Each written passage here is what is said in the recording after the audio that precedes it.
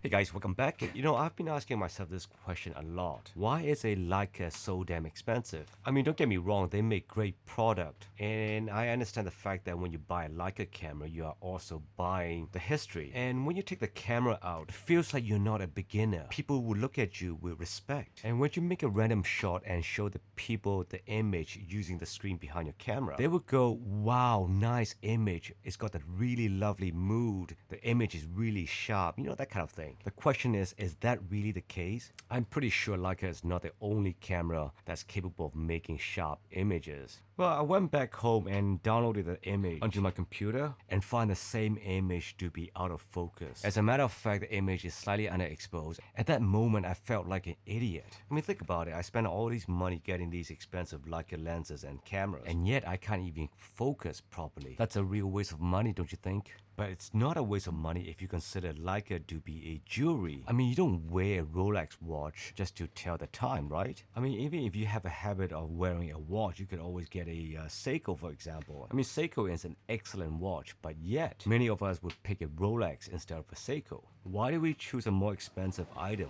Do we automatically assume the more expensive item to have better quality? Is it because we want to raise our social status? Would you automatically assume a person to be a complete amateur if he was using a, say for example, an entry-level compact camera? Would you feel more confident if you were using a more expensive camera? I mean, the topic of consumer behavior is a really interesting subject for me. Can you, without any personal bias, say Leica is the best camera manufacturer there is? It's the best camera equipment that I've ever used.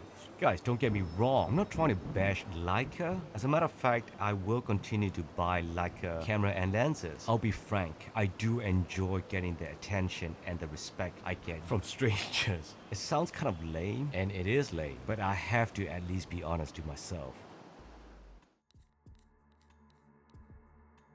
So how do you guys like the Summarit? Personally, I prefer the Summarit over this Summitar. Well, I need to go and fix this Summitar because the aperture range, everything is stiff. So it's quite a pain in the butt to use this lens. I love the fact that it can collapse. I like using a hood for protection instead of using a filter. But the barn door design looks pretty clumsy and it looks big. Well, I do have a generic hood, but it's pretty darn ugly, so no, I don't use it when I go out. One thing I don't quite understand is these original Leica hoods, they cost like a bomb. Sometimes it costs even more than the lens itself. I don't know what the market rate is, but I'm pretty sure it's a lot cheaper than a Noct, for example. So does that mean it's an inferior lens compared to the Noct? And why is it that they are not worth collecting? So these lenses were mass produced back in the days, therefore it's not worth collecting, right? So does that mean we collect a lens based on its rarity instead of its performance? No, of course that's a sarcastic comment because we all know any lens costing an arm, a leg, a kidney, they are all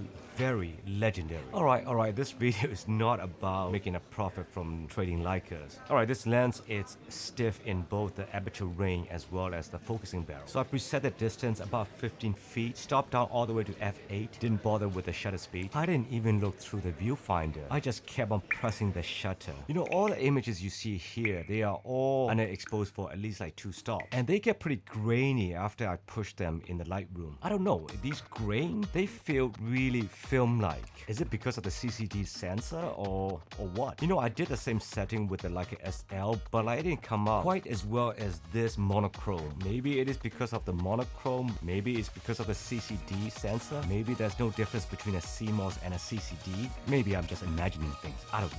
So for the Summicron, I shot these images under a normal exposure. They appear to be less grainy, a lot smoother and, you know, less texture. Do you guys see the difference? Would you get a camera that shoots only black and white? Or do you think it's stupid to get a black and white only digital camera? Do you guys like the old Leica lenses or the new ones? What is your dream lens? Well, for me, I want to get the new 75 Noct. I think it would go pretty well with the Leica SL, but there's no way I'm going to pay for that price. And plus, I can't afford it. There's one thing I'm really curious. It must be really difficult to focus using a 75 focal length, shooting it wide open at 1.2 on a conventional rangefinder camera without using the electronic viewfinder. I don't know, that would be quite a challenge. Alright guys, that's it for this week. Hope you guys enjoy my work. We'll see you guys next week. Bye!